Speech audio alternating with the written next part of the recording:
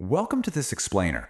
Today, we're unpacking a really fascinating theological perspective on facing impossible situations, and more importantly, how to transform paralyzing fear into profound peace. We're going to explore how ancient historical narratives actually serve as a perfect blueprint for navigating our modern-day crises. So if you've ever felt completely boxed in or trapped by your circumstances, well, this is absolutely for you. Let's kick things off with a question that totally flips our natural human reaction to anxiety right on its head. When we hit a brick wall, our immediate assumption is, okay, I'm going to be destroyed by this. But what if the impossible obstacle in front of you isn't actually there to drown you? Looking at a dead end through that lens completely changes how we experience the struggle. Section 1. Facing the Red Sea, the trap of impossible situations. This timeline brilliantly illustrates just how quickly human anxiety can override recent miracles. Think about the emotional whiplash here. Day 1, they're finally leaving Egypt. Day 2, they experience the unbelievable Passover miracle. By day 3, there's just absolute joy. But then, day 4, Pharaoh's army approaches, and by day 5, that incredible joy has plummeted straight into immediate fear and complaining. It literally takes mere days for a group to go from joyous freedom to absolute panic the second a new threat appears. Now, the crucial point the source derives from this is the logic of divine intervention. It's basically common sense. Past miracles indicate a plan that doesn't just end at a dead end. If a higher power has gone through the immense effort to bring you out of a terrible situation, logic dictates the intention isn't to just abandon you at the very next hurdle, right? Section 2. Human fear versus divine promises, the battle for our mindset. So here we have a direct, almost jarring clash between human instinct and divine command. On one hand, we see pure human fear, people complaining, looking backward to their enslavement, and just assuming they're going to die in the wilderness. But then, on the other hand, the divine promise is the exact opposite. The instruction is literally just to stand still, to see the salvation of the Lord with this wild assurance that God will fight for you. It's a perfect juxtaposition. Our chaotic, frantic anxiety matched up against the call for faithful stillness. And when anxiety takes over, we fall into this trap so easily. The future looks completely dark, and suddenly, magically, the past looks very attractive, even if that past was literally slavery.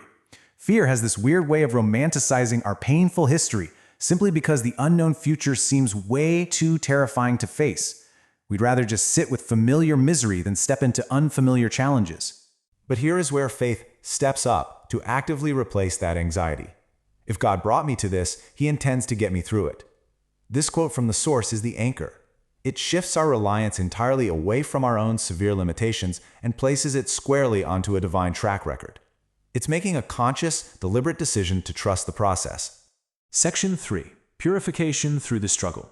Reimagining the purpose of the Red Sea. This forces us to use a bit of critical thinking about our spiritual journeys. Ask yourself, if God intended to end your life here, why would He do the 10 plagues? A higher power doesn't invest heavily in your rescue, literally altering the course of nature itself just to abruptly walk away. Applying this kind of logic really helps dismantle the total irrationality of our own panic. And this brilliantly captures the true purpose of the struggle. The speaker in our source material makes this profound realization. While he thought he was going to die in the Red Sea, in reality, it was his pride that died in the Red Sea. The impossible situation is a crucible. It's designed to kill the toxic traits within us, not to kill us. In fact, the source explicitly lists out exactly what the Red Sea is meant to drown. We're talking about pride, laziness, self-dependence, fear, sickness, demons, and failure. By shifting our mindset, we realize faith uses these terrifying waters to cleanse us of psychological and generational burdens. Once you realize the water is meant for your baggage and not your lungs, anxiety completely loses its grip. Think about how these physical threats translate into spiritual realities. When you're staring down financial ruin or impossible debt, the spiritual reality is actually a test to build a backbone of faith. Facing an impassable sea and a chasing army, that's really a bath to cleanse emotional drama. And what about a fiery furnace? The spiritual reality there is that the fire is only meant to burn the ropes the enemy used to tie you up. The fire doesn't burn you, it frees you. Section 4. How faith replaces anxiety, leaving the baggage behind.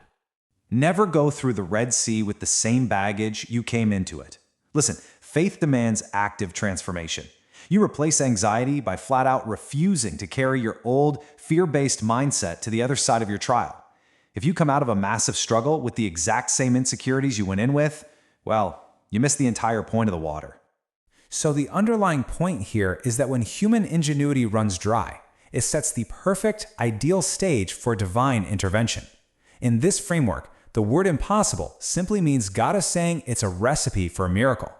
You see, anxiety lives in that space where our own abilities fall short, but faith steps into that exact same space and calls it an opportunity. Let's look at a pretty amazing real-world application from the source material. 15. That is the number of years it took for a miraculous provision to fully unfold.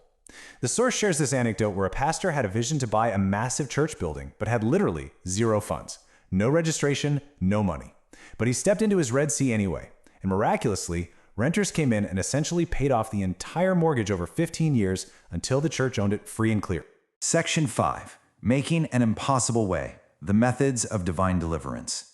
The source gives us this fantastic metaphor for the different levels of deliverance we might experience. First, sometimes God gives you a boat, just like the disciples in the storm, a natural, practical tool to help you cross. Second, sometimes he sends a whale, like with Jonah, a highly unconventional rescue.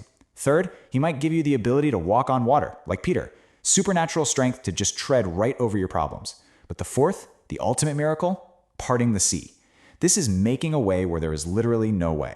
You don't have a boat, you can't swim, and there's definitely no whale, yet the path just opens up right in front of you.